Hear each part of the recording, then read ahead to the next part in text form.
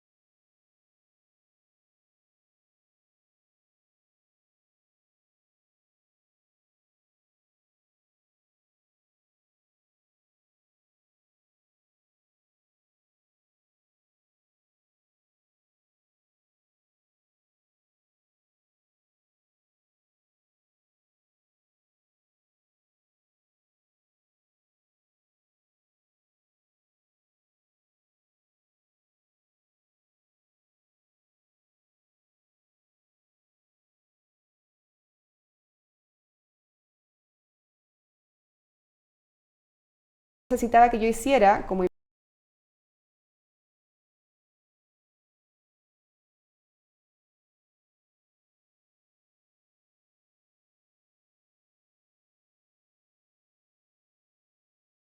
fuente o las fuentes primarias con las que trabajamos eran, bueno, habían varios tipos de fuentes, pero una porción importante eran periódicos, material de prensa que se encontraban en la Biblioteca Nacional.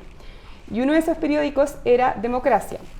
un diario pequeño, poco conocido, que circuló entre 1949 y 1952 y que funcionó como tribuna camuflada del Partido Comunista en el contexto de la persecución. Acá retomo lo que decía Ignacio, y recuerdo que el órgano oficial del Partido Comunista, el diario El Siglo, que a lo mejor muchos conocen porque dejó de circular hace relativamente poco, a principios de los 2000, ese diario fue censurado, completamente censurado cuando empezó la persecución. Y no volvió a circular abiertamente hasta que concluyó el gobierno de González Videla en 1952.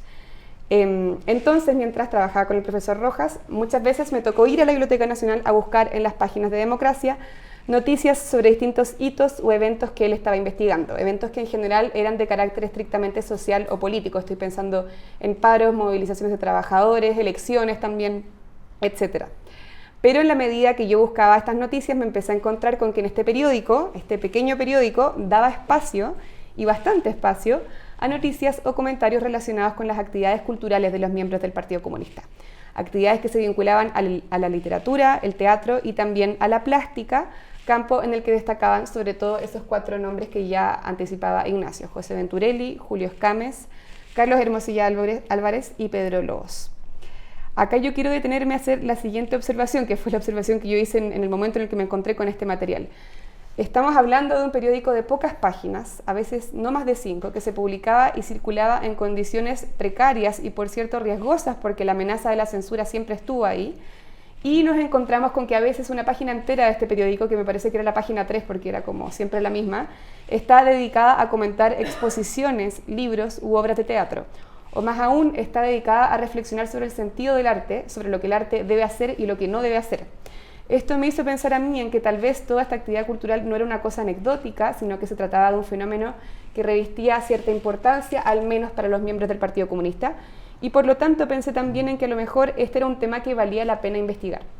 Entonces lo que yo hice fue comenzar a registrar esto, o sea, empecé a tomar fotos de todos estos comentarios y noticias que fui encontrando y armé con eso un repertorio de fuentes primarias que luego se iba a convertir en la materia prima de la investigación que yo desarrollé durante mis estudios de magíster. Les estoy contando todo esto porque creo que es importante declarar que el objeto de estudio de este libro, el arte comunista de la temprana Guerra Fría, no es un tema que yo decidí investigar así como de manera premeditada a propósito de un interés personal que estaba perfectamente claro. En realidad, mi sensación es que este fue un tema o un objeto de estudio que me salió a mí al encuentro. Esto puede parecer un poco extraño, pero creo que para los historiadores no lo es tanto, porque se hablaba mucho en clases de historia, sobre todo en pensamiento histórico y en metodología, de esta idea de ir al archivo o a la biblioteca a sorprenderse, a ver qué es lo que hay ahí para encontrar. Obviamente yo en este caso no fui al archivo a sorprenderme, fui a trabajar, pero lo cierto es que en ese contexto de trabajo yo terminé siendo sorprendida de alguna manera por esos artistas comunistas que estaban ahí en Democracia a la espera de ser encontrados. Igual quiero decir que si yo fui sorprendida por esos artistas, o sea, si yo durante mis jornadas de trabajo fui capaz de identificar esos comentarios, fue también gracias al profesor Jorge Rojas, no porque él me haya dicho, oye, mira acá hay un comentario que encontré que te podría interesar, aunque lo hizo varias veces, sino porque él hizo algo mucho más importante, que fue decirme muy temprano en la investigación que si yo, revisando las fuentes que él me pedía que revisara, encontraba algo que a mí me interesaba, algo que a lo mejor yo quería investigar, podía dedicar un poco de tiempo de trabajo a registrar eso. Y eso, yo realmente creo que si él no me hubiera dicho eso, probablemente eso se me hubiera pasado porque soy muy cuadrada y hubiera estado muy preocupada de estar registrando lo que él me había pedido que registrara. Entonces, como que realmente pienso que si fui capaz de detectar eso que había ahí fue gracias a él también. Así que le agradezco mucho también por estar aquí. Eso es lo primero que quería decir con respecto al origen de esta investigación. Lo segundo que quería comentar, que quizá me va a tomar mucho menos tiempo, se relaciona un poco con el modo en el que yo decido trabajar estos documentos que recopilo, es decir, cómo yo me aproximo a este repertorio de fuentes primarias. En historia siempre se habla de la tremenda importancia que tiene la pregunta así como en mayúscula y en singular, del historiador en el marco de cualquier investigación histórica. Hay un texto muy bonito de Antoine Prost, que está en su libro 12 lecciones sobre historia, que plantea esto de manera muy lúcida. Él dice, así muy sencillamente, lo estoy citando, que sin preguntas no hay documentos, en el sentido de que antes de que las interroguemos, las huellas del pasado, es decir, las fuentes, no se perciben como huellas posibles de algo. Y a la vez, Prost advierte también que así como uno puede decir que el documento mismo no existe antes de ser intervenido por la curiosidad del lector o por la pregunta del historiador, así también uno puede sostener y estaría en realidad obligado a reconocer que es la pregunta la que hace hablar al documento, porque es evidente que un documento puede decir muchas cosas distintas o ser el punto de partida de muchas investigaciones distintas dependiendo de la pregunta que se le haga. Entonces, volviendo al caso de este libro, a mí me parece que es muy importante dejar claro aquí cuál fue la pregunta que yo le hice a ese repertorio de fuentes que recopilé. Si yo quiero realmente presentar este libro, creo que tengo que responder a eso. Porque lo cierto es que a partir de ese conjunto de fuentes que yo recopilé, se podrían haber realizado y se podrían realizar todavía, eso también es importante decirlo, muchas investigaciones. Solo para dar algunos ejemplos, se podrían estudiar los cruces entre plástica y literatura o entre visualidad y escritura, porque resulta que gran parte de la obra o gran parte de las imágenes que produjeron los artistas comunistas que se mantuvieron activos en la época de González Videla terminaron circulando del lado de textos. Terminaron circulando efectivamente en prensa y en libros, y en realidad lo estoy diciendo muy mal porque no es que terminaron circulando ahí, es que esas imágenes fueron pensadas para ocupar esos espacios. El ejemplo más claro de esto, creo yo, son las colaboraciones entre Venturelli y escritores como Pablo Neruda y Volodya Teitelbaum. El canto general de Pablo Neruda, que a lo mejor todos lo conocen, se edita en 1950 en plena clandestinidad.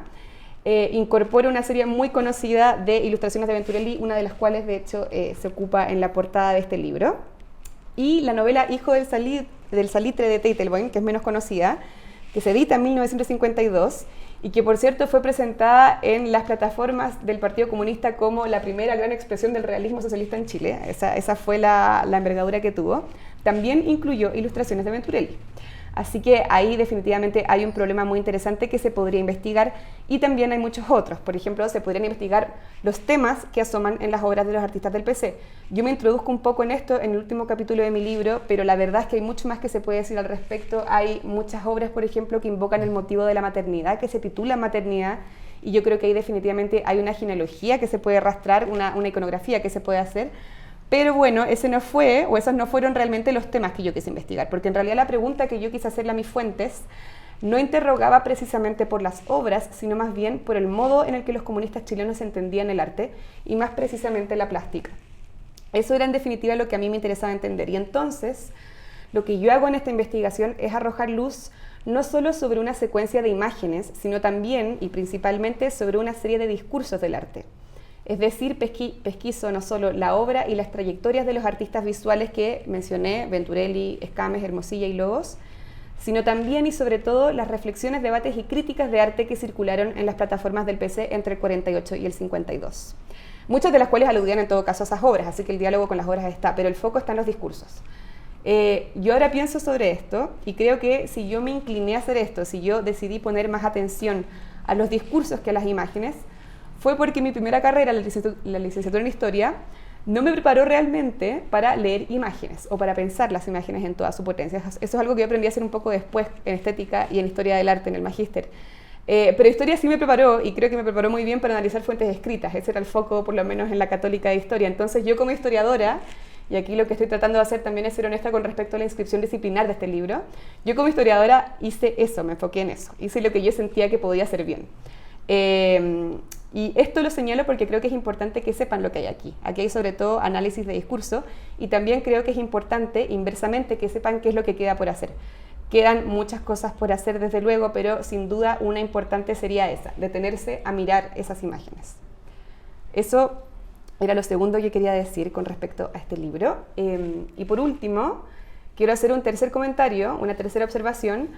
que en cierto modo conecta un poco con lo que ya estaba diciendo Ignacio, y que tiene que ver con cómo este libro se inscribe no ya en una disciplina, sino en el discurso o el relato que se ha articulado en torno a la historia del arte chileno.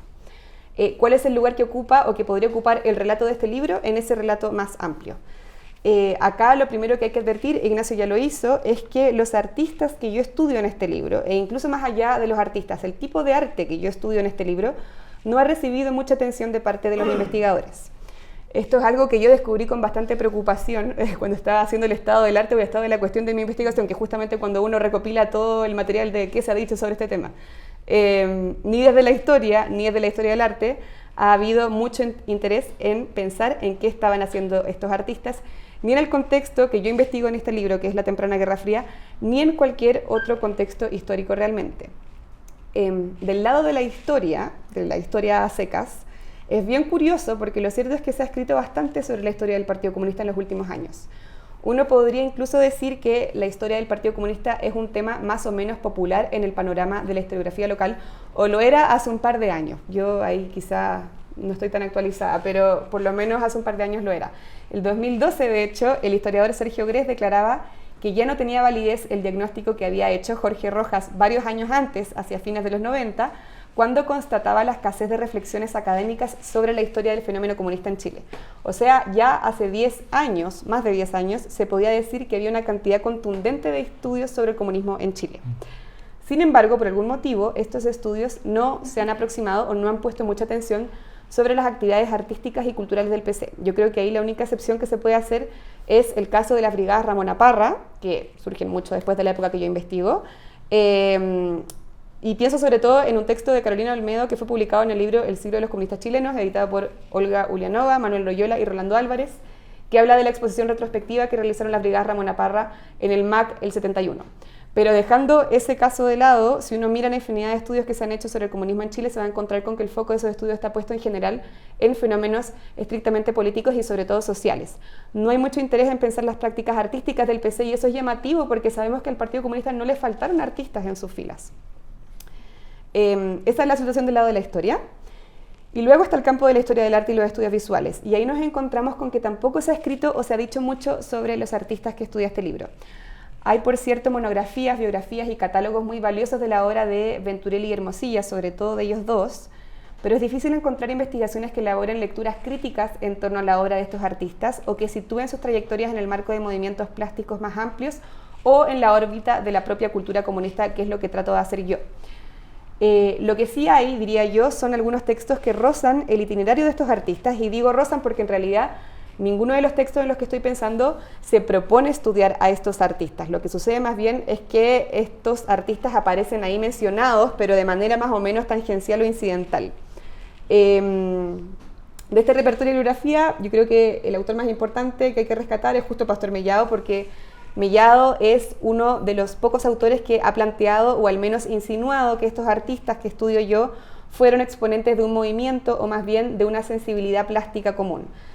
Aquí estoy pensando sobre todo en dos textos que son la pequeña novela del grabado chileno y Realismo crítico y desertificación,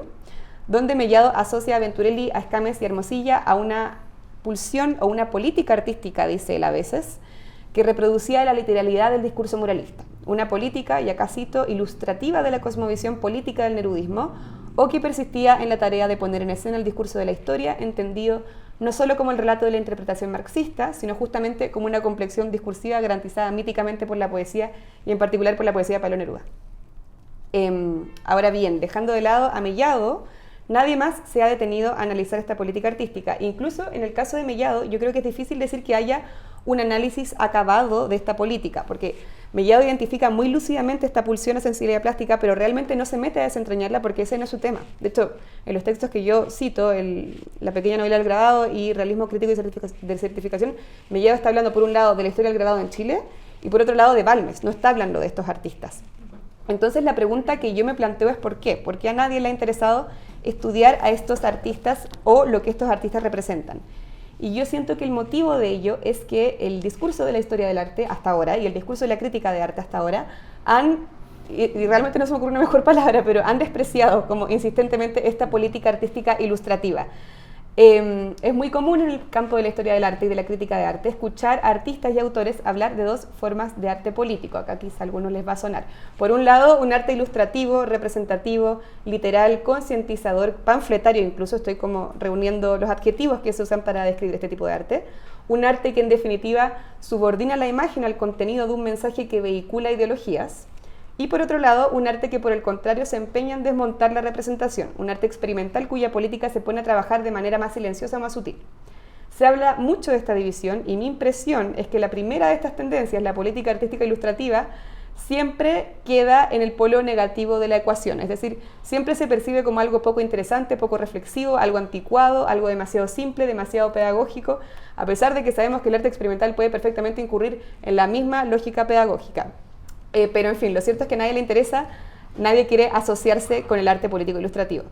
Yo acabo de hacer una confesión y les voy a decir que en ciertos momentos cuando la gente me preguntaba a mí qué estaba estudiando para mi tesis de magíster, me sentía un poco inadecuada o sentía que mi objeto de estudio no respondía o no terminaba de ajustarse a los intereses de mi propio campo disciplinario. Es una anécdota, pero es algo que me pasaba y que creo que tiene mucho que ver con eso, como con ese desprecio explícito o implícito que hay hacia esta particular forma de entender el arte.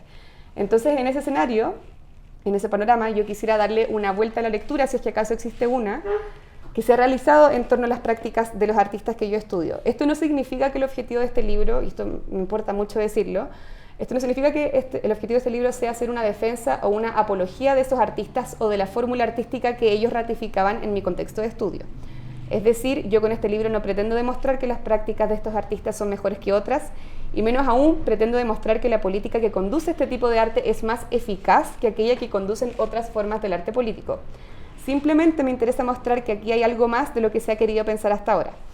Sí, es cierto que los artistas que estudian este libro hacen, al menos en mi contexto de estudio, entre el 48 y el 52, arte ilustrativo, si se entiende por ello un arte que subordina la imagen al contenido de un mensaje que vehicula ideologías. Y eso está muy bien, o sea, se puede someter a crítica. De hecho, en este libro hay momentos en los que tensiono un poquito el modelo de eficacia política en el que creían los comunistas chilenos de la mano de autores como Federico Galende y Jacques Rancière. Pero del lado de esa crítica que se puede hacer, hay más cosas que se pueden decir y que se pueden poner en valor. Hay, por ejemplo, una pulsión vanguardista muy, muy explícita en las prácticas y en los discursos de estos artistas, y hay también, y esto quizá no es algo que se pueda poner en valor, pero es algo muy interesante, unas relecturas o reformulaciones muy singulares del realismo socialista.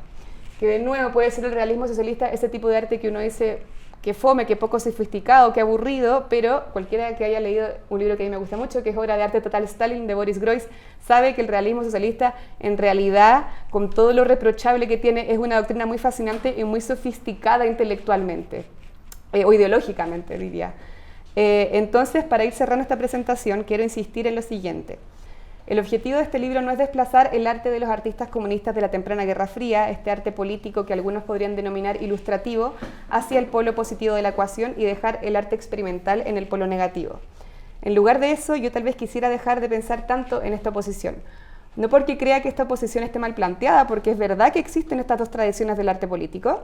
sino porque creo que insistir tanto en ella, en esta posición, y cargarle tantos juicios de valor, limita nuestras posibilidades de leer y de interpretar con lucidez las distintas prácticas artísticas que nosotros mismos hemos ido identificando con cada uno de sus extremos.